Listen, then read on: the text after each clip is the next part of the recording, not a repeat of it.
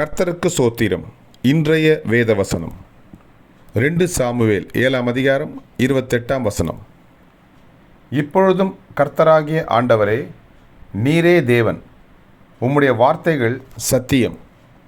தேவரீர் உமது அடியானுக்கு இந்த நல் விசேஷங்களை வாக்குத்தத்தம் பண்ணினீர்.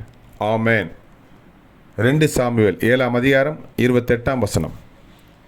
இப்பொழுதும் கர்த்தராகிய ஆண்டவரே, நீரே தேவன், உம்முடைய வார்த்தைகள் சத்தியம். தேவரீர் உமது அடியானுக்கு இந்த நல் விசேஷங்களை வாக்குத்தத்தம் பண்ணினீர். ஆமேன்.